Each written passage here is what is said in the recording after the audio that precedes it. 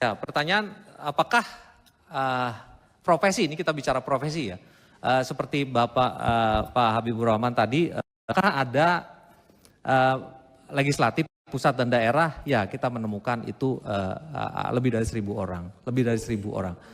Ya. Oke. Pak, jadi gini Pak Ivan, Ya. kan datanya ada nih Pak. Ya. Datanya ada, profesi legislatif Datanya ada, ya. Mungkin terkait DPR RI, kan kita ada MKD DPR. Ya. Saya anggota di MKD juga Pak kebetulan. Di sini ada Pak pimpinannya, ada nggak? Ya, kita minta tolong dikasih aja ke MKD biar kita bisa lakukan penyikapannya seperti apa nanti. Pengen tahu apakah di DPR ini, ya, anggota DPR, ya, ada juga yang terdeteksi bermain judi online. Ya, kita minta infonya. Di DPR ini kan ada MKD Pak.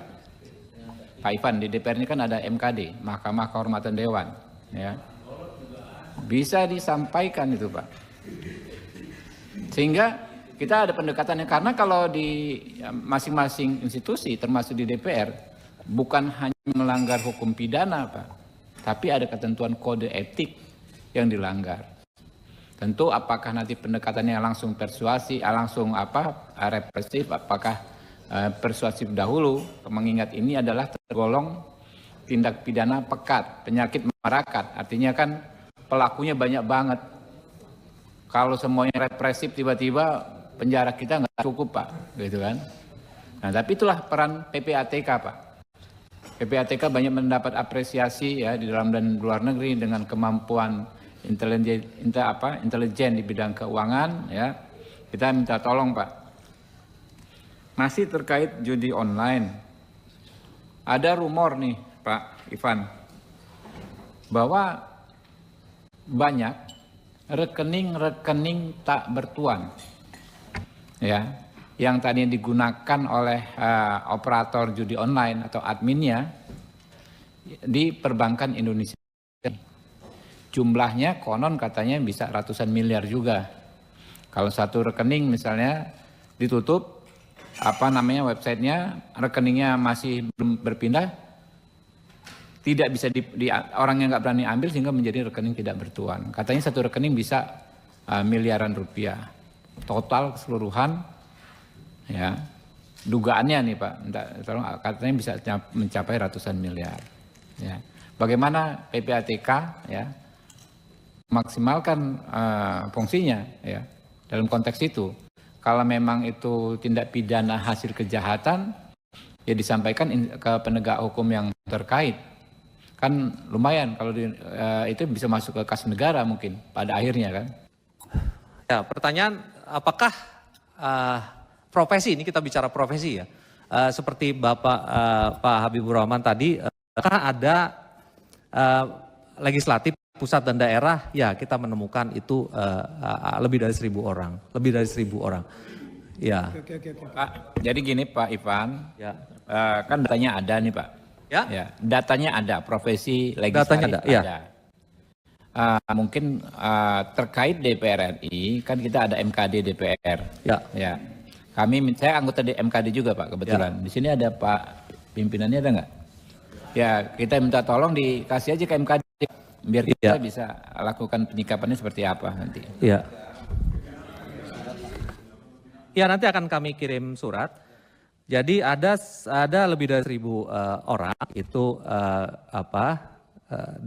DPRD sama sekretariat kesekjenan ada. Lalu transaksi yang kami potret itu lebih dari 63.000 transaksi yang dilakukan oleh mereka itu, dan angkanya bisa saya sampaikan?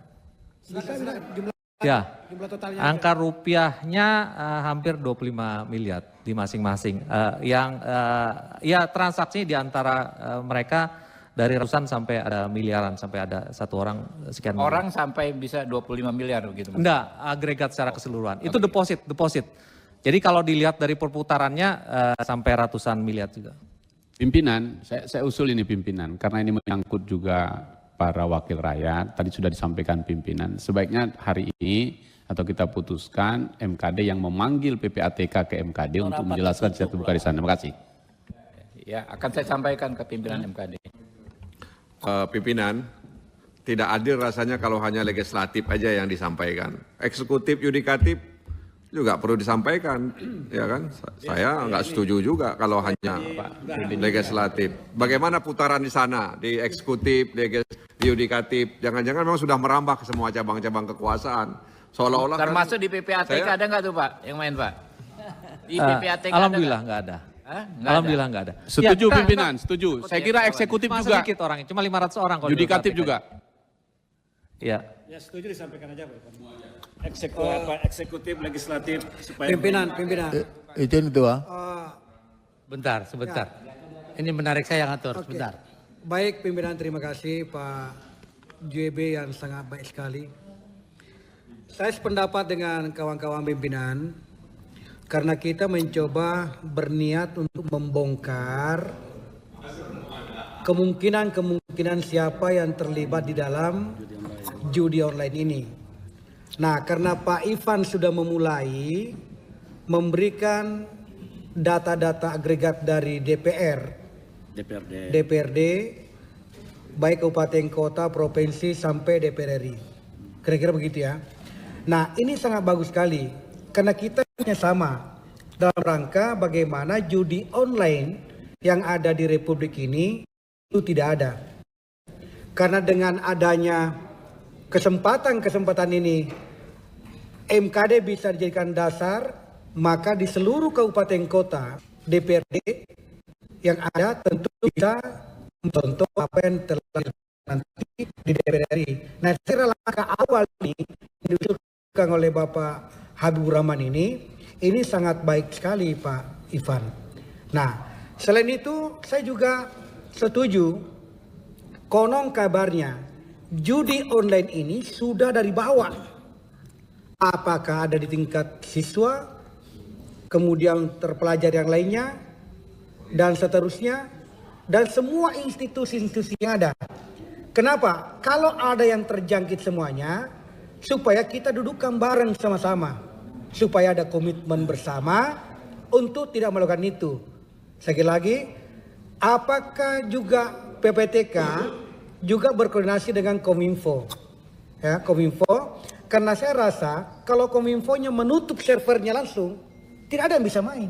Menurut pandangan saya, kalau server itu dipakai server yang ada di Indonesia. Hal lain halnya kalau servernya yang tidak melalui Indonesia, itu yang saya tidak paham. Kira-kira seperti itu. Saya setuju Ketua, terima kasih. Ya. Mas Tibi masih ini sampaikan. Ya sedikit aja Ketua. Kita di atasnya media, saya takutnya ada miss tadi mengenai data yang disampaikan oleh Pak Ivan. Tadi menyebut ada 1.000 anggota legislatif ya. Takutnya mungkin perlu diperjelas lagi dari 1.000 itu yang DPR RI berapa? Karena konteks yang ditanyakan Pak Habib kan mungkin DPR RI Pak Habib ya. Yang kedua, saya kira nggak efektif juga kalaupun MKD dapat data dari DPR RI, orang sebentar lagi udah bubar kok ini periode ini kan, mau diusut apanya gitu. Yang ketiga, saya kira saya setuju dengan Pak Nasir, jangan hanya anggota DPR saja, tapi juga terutama penegak hukum Pak, menurut saya. Karena penegak hukum itu kan yang melakukan law enforcement-nya, ya kacau kalau penegak hukumnya juga ikut berjudi kan. Ini bagaimana penegakan hukumnya. Karena itu data yang disampaikan seharusnya juga detail untuk profesi yang lain. Dan khusus MKD, saya sebagai anggota Komisi 3, harusnya PPATK yang ketemu MKD. Ya.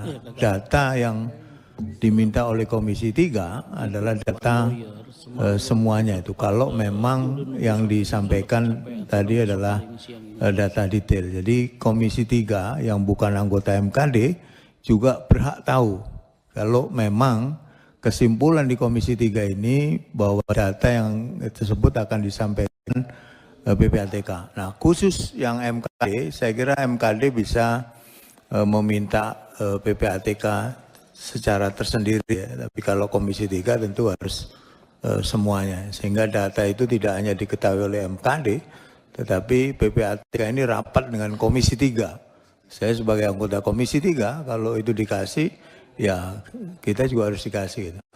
Terima kasih Pak Ketua. Pimpinan, sebelah kanan pimpinan. Masih ini, kalau boleh. Boleh. Ya, Menarik baik. soalnya. Terima kasih pimpinan. Saya kira substansi yang kita bicarakan hari ini, khususnya tentang judi online dan sudah menjadi isu besar di Republik ini, poinnya Pak Ipan, bahwa dari ruang Komisi 3 ini kita punya komitmen besar untuk menyelesaikan atau mengatasi masalah ini. Karena Anda adalah intelijennya keuangan, bisa memotret dan menangkap secara presisi siapa-siapa saja. Saya setuju Bung Nasir Jamil dan kawan-kawan. Bikin aja klasternya. Kalau tadi legislatif, kami ini terbuka saja. Kalau memang ada, sebutkan. Nanti tinggal buat klasternya eksekutif. Nah, Anda harus juga proaktif pergi ke BAKN misalnya, atau BSN ya, yang bidang pegawai-pegawai negeri nih misalnya. Aparat penegak hukum, mulai dari kepolisian, kejaksaan, dan seterusnya.